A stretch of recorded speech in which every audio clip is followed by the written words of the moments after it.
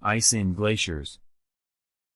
A lecture delivered at Frankfurt on the Main, and at Heidelberg, in February 1865. By Hermann von Helmholtz, translated by Edmund Atkinson.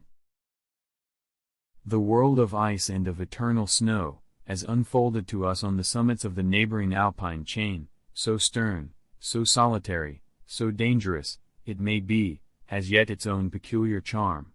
Not only does it enchain the attention of the natural philosopher, who finds in it the most wonderful disclosures as to the present and past history of the globe, but every summer it entices thousands of travelers of all conditions, who find there mental and bodily recreation.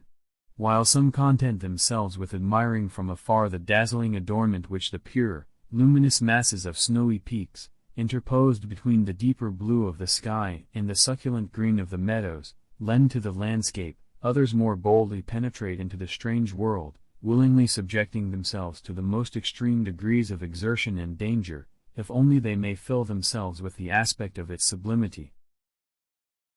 I will not attempt what has so often been attempted in vain, to depict in words the beauty and magnificence of nature, whose aspect delights the Alpine traveler.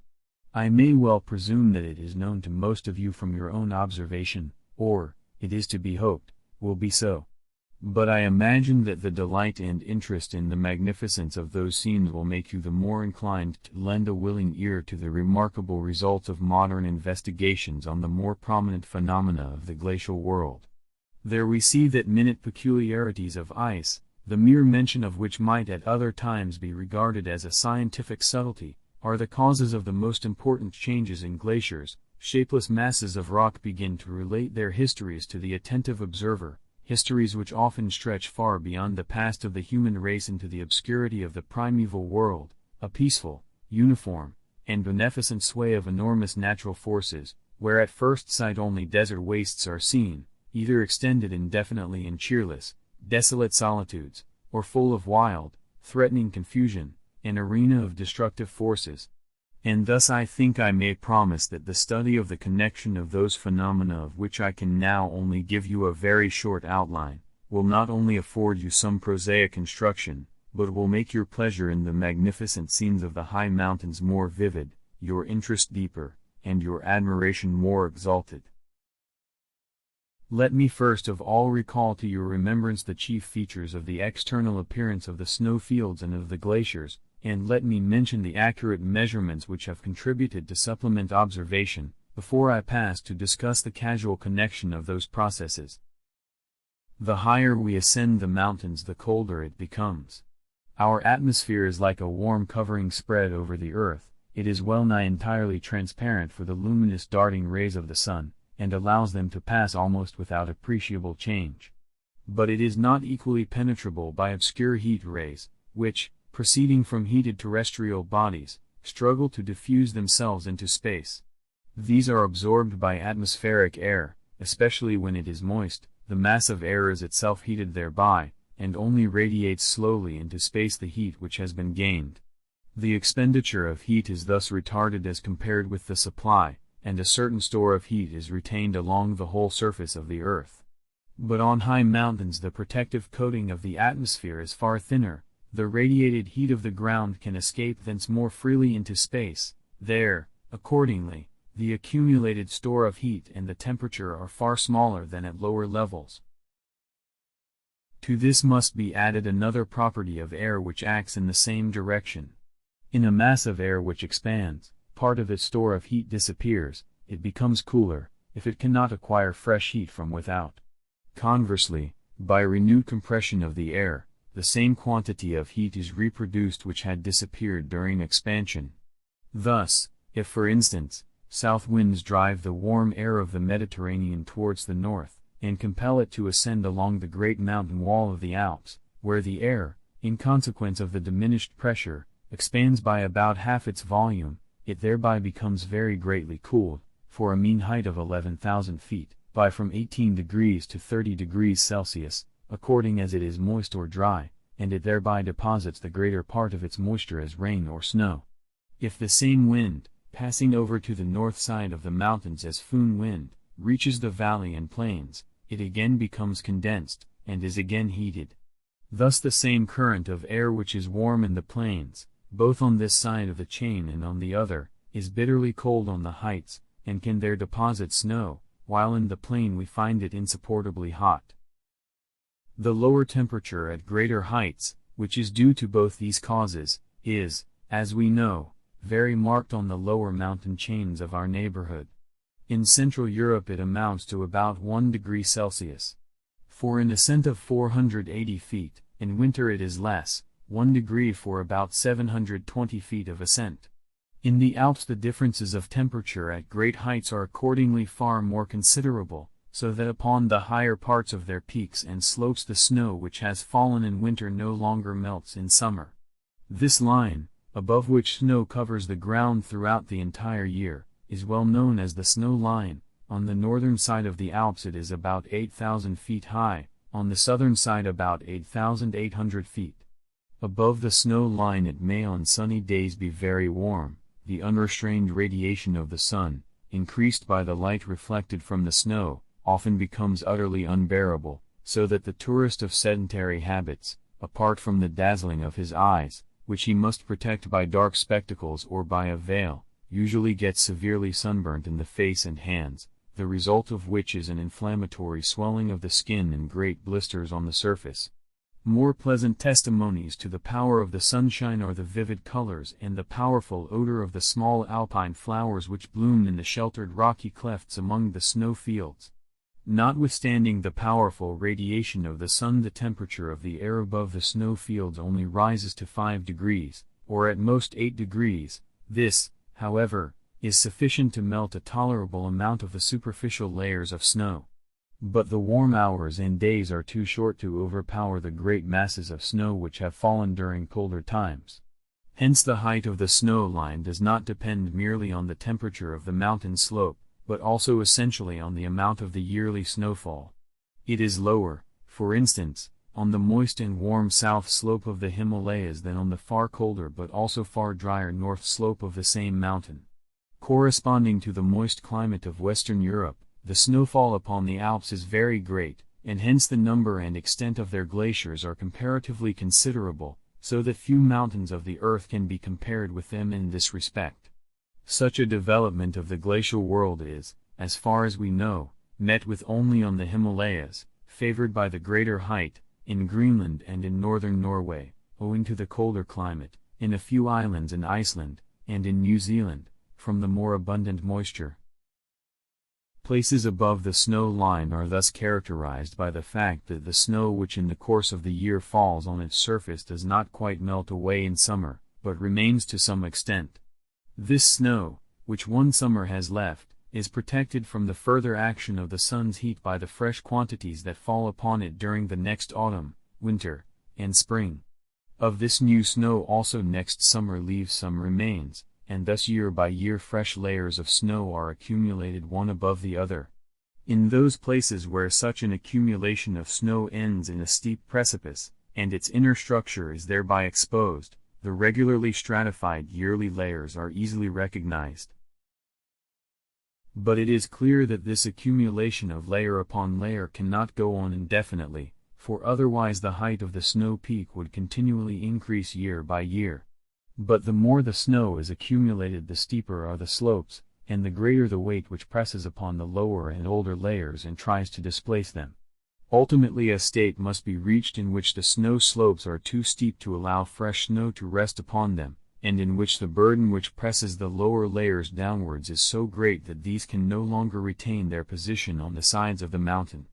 Thus, part of the snow which had originally fallen on the higher regions of the mountain above the snow line, and had there been protected from melting, is compelled to leave its original position and seek a new one, which it of course finds only below the snow line on the lower slopes of the mountain, and especially in the valleys, where, however, being exposed to the influence of a warmer air, it ultimately melts and flows away as water. The descent of masses of snow from their original position sometimes happens suddenly in avalanches, but it is usually very gradual in the form of glaciers. Thus we must discriminate between two distinct parts of the ice fields, that is, first, the snow which originally fell, called Firn in Switzerland, above the snow line, covering the slopes of the peaks as far as it can hang on to them, and filling up the upper wide kettle-shaped ends of the valleys, forming widely extending fields of snow or fernmeer. Secondly, the glaciers, called in the Tyrol Ferner, which as prolongations of the snow fields often extend to a distance of from 4,000 to 5,000 feet below the snow line, and in which the loose snow of the snow fields is again found changed into transparent solid ice. Hence the name glacier, which is derived from the Latin, glacis, French, glace, glacier. The outward appearance of glaciers is very characteristically described by comparing them, with gouda, to currents of ice. They generally stretch from the snow fields along the depth of the valleys, filling them throughout their entire breadth, and often to a considerable height. They thus follow all the curvatures, windings, contractions, and enlargements of the valley. Two glaciers frequently meet the valleys of which unite. The two glacial currents then join in one common principal current, filling up the valley common to them both.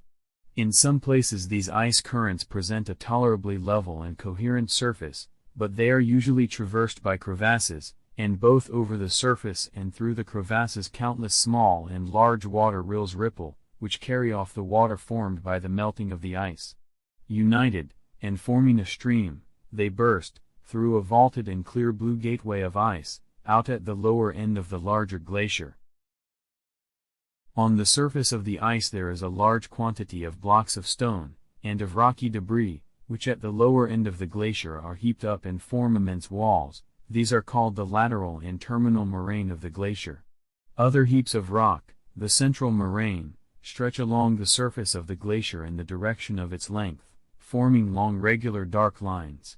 These always start from the places where two glacier streams coincide and unite.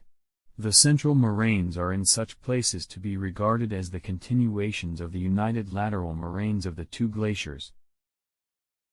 The formation of the central moraine is well represented in the view below given of the Unteraar Glacier, figure 104.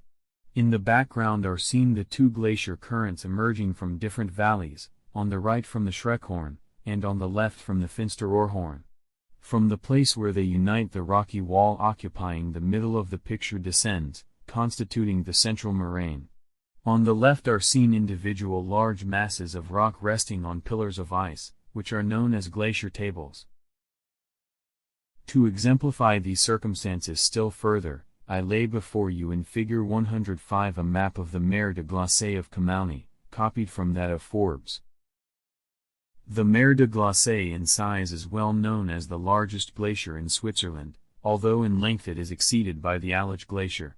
It is formed from the snow fields that cover the heights directly north of Mont Blanc, several of which, as the Grand Jurasse, the Aiguille Verte, Point A, figures 105 and 106, the Aiguille du Géant, Point B, Aiguille du Midi, Point C, and the Aiguille du Dreux, Point D, are only 2,000 to 3,000 feet below that king of the European mountains. The snow fields which lie on the slopes and in the basins between these mountains collect in three principal currents, the Glacier du Géant, Glacier de l'Echaude, and Glacier du Taillefer, which, ultimately, united as represented in the map, form the Mer de Glace. This stretches as an ice current 2,600 to 3,000 feet in breadth down into the valley of Comauny, where a powerful stream, the Arveiron, bursts from its lower end at Point K, and plunges into the Arve. The lowest precipice of the Mer de Glace, which is visible from the valley of Comauny, and forms a large cascade of ice, is commonly called Glacier des Bois, from a small village which lies below. Most of the visitors at Comauny only set foot on the lowest part of the Mer de Glace from the inn at the Montagne Vert, and when they are free from giddiness cross the glacier at this place to the little house on the opposite side, the Chapeau, Point N. Although, as the map shows, only a comparatively very small portion of the glacier is thus seen and crossed, this way shows sufficiently the magnificent scenes, and also the difficulties of a glacier excursion. Boulder wanderers march upwards along the glacier to the Jourdain, a rocky cliff clothed with some vegetation, which divides the glacial current of the Glacier du Taillefer into two branches, and bolder still they ascend yet higher, to the Col du Géant, 11,000 feet above the sea, and down the Italian side to the valley of Aosta. The surface of the Mer de Glace shows 4 of the rocky walls which we have designated as medical moraines. The first, nearest the site of the glacier, is formed where the 2 arms of the Glacier du Tertre unite at the lower end of the Jourdain. The second proceeds from the union of the glacier in question with the Glacier de l'Echaude, the third, from the union of the last with the Glacier du Géant, and the fourth, finally, from the top of the rock ledge which stretches from the Aiguille du Géant towards the cascade, point G, of the Glacier du Géant. To give you an idea of the slope and the fall of the glacier, I have given in Figure 106 a longitudinal section of it according to the levels and measurements taken by Forbes, with the view of the right bank of the glacier. The letters stand for the same objects as in Figure 105. Point P is the Aiguille de l'Echaude, point Q, the Aiguille Noire, point R, the Montacule, point F, is the Col du Géant, the lowest point in the high wall of rock that surrounds the upper end of the snow fields which feed the Mer de Glace. The base line corresponds to a length of a little more than 9 miles. On the right the heights above the sea are given in feet.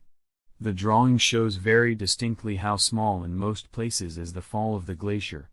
Only an approximate estimate could be made of the depth, for hitherto nothing certain has been made out in reference to it. But that it is very deep is obvious from the following individual and accidental observations. At the end of a vertical rock wall of the Tacule, the edge of the Glacier du Géant is pushed forth, forming an ice wall 140 feet in height. This would give the depth of one of the upper arms of the glacier at the edge. In the middle and after the union of the 3 glaciers the depth must be far greater. Somewhat below the junction Tyndall and Hurst Sound de Moulin, that is, a cavity through which the surface glacier waters escape, to a depth of 160 feet, the guides alleged that they had sounded a similar aperture to a depth of 350 feet, and had found no bottom.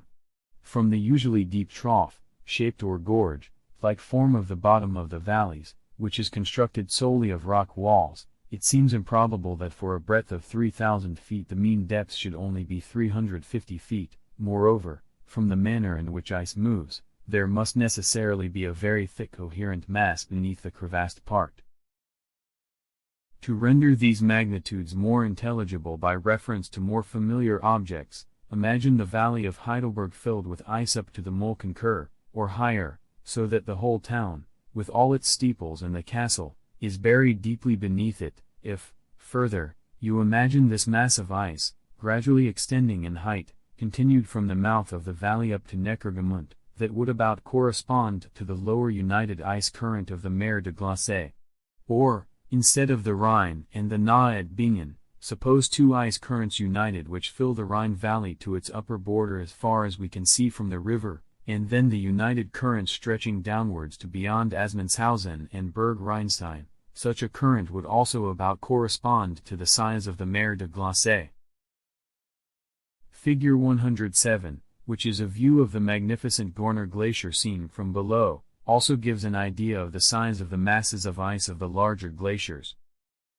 The surface of most glaciers is dirty, from the numerous pebbles and sand which lie upon it, and which are heaped together the more the ice under them and among them melts away. The ice of the surface has been partially destroyed and rendered crumbly. In the depths of the crevasses ice is seen of a purity and clearness with which nothing that we are acquainted with on the plains can be compared. From its purity it shows a splendid blue, like that of the sky, only with a greenish hue. Crevasses in which pure ice is visible in the interior occur of all sizes. In the beginning they form slight cracks in which a knife can scarcely be inserted, becoming gradually enlarged to chasms, hundreds or even thousands of feet in length, and 20, 50, and as much as 100 feet in breadth, while some of them are immeasurably deep. Their vertical dark blue walls of crystal ice, glistening with moisture from the trickling water, form one of the most splendid spectacles which nature can present to us, but, at the same time, a spectacle strongly impregnated with the excitement of danger, and only enjoyable by the traveler who feels perfectly free from the slightest tendency to giddiness. The tourist must know how, with the aid of well-nailed shoes and a pointed alpenstock, to stand even on slippery ice, and at the edge of a vertical precipice the foot of which is lost in the darkness of night, and at an unknown depth. Such crevasses cannot always be evaded in crossing the glacier. At the lower part of the Mer de Glace, for instance, where it is usually crossed by travelers, we are compelled to travel along some extent of precipitous banks of ice which are occasionally only 4 to 6 feet in breadth, and on each side of which is such a blue abyss. Many a traveler, who has crept along the steep rocky slopes without fear, there feels his heart sink, and cannot turn his eyes from the yawning chasm, for he must first carefully select every step for his feet. And yet these blue chasms, which lie open and exposed in the daylight, are by no means the worst dangers of the glacier, though, indeed, we are so organized that a danger which we perceive, and which therefore we can safely avoid, frightens us far more than one which we know to exist, but which is veiled from our eyes. So also it is with glacier chasms. In the lower part of the glacier they yawn before us, threatening death and destruction, and lead us, timidly collecting all our presence of mind, to shrink from them. Thus accidents seldom occur. On the upper part of the glacier, on the contrary, the surface is covered with snow. This, when it falls thickly, soon arches over the narrower crevasses of a breadth of from 4 to 8 feet, and forms bridges which quite conceal the crevasse, so that the traveler only sees a beautiful plain snow surface before him. If the snow bridges are thick enough, they will support a man, but they are not always so, and these are the places where men, and even chamois, are so often lost. These dangers may readily be guarded against if 2 or 3 men are roped together at intervals of 10 or 12 feet. If then one of them falls into a crevasse, the 2 others can hold him, and draw him out again. In some places the crevasses may be entered, especially at the lower end of a glacier. In the well-known glaciers of Grindelwald, Rosenlaui, and other places, this is facilitated by cutting steps and arranging wooden planks. Then anyone who does not fear the perpetually trickling water may explore these crevasses, and admire the wonderfully transparent and pure crystal walls of these caverns. The beautiful blue color which they exhibit is the natural color of perfectly pure water. Liquid water as well as ice is blue, though to an extremely small extent, so that the color is only visible in layers of from 10 to 12 feet in thickness.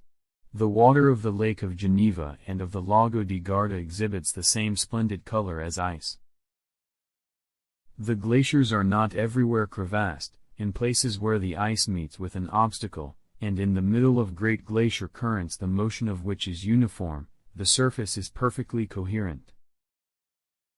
Figure 108 represents one of the more level parts of the Mer de Glace at the Montanvert, the little house of which is seen in the background. The Grise Glacier, where it forms the height of the pass from the upper Rhone Valley to the Tosa Valley, may even be crossed on horseback. We find the greatest disturbance of the surface of the glacier in those places where it passes from a slightly inclined part of its bed to one where the slope is steeper. The ice is there torn in all directions into a quantity of detached blocks, which by melting are usually changed into wonderfully shaped sharp ridges and pyramids, and from time to time fall into the interjacent crevasses with a loud rumbling noise. Seen from a distance such a place appears like a wild frozen waterfall, and is therefore called a cascade. Such a cascade is seen in the Glacier du Telfer at point L, another is seen in the Glacier du Géant at point G. Figure 110, while a third forms the lower end of the Mer de Glace. The latter, already mentioned, the Glacier des Bois, which rises directly from the trough of the valley at Kamali to a height of 1,700 feet, the height of the Königstuhl at Heidelberg, affords at all times a chief object of admiration to the Kamali tourist. Figure 109 represents a view of its fantastically rent blocks of ice.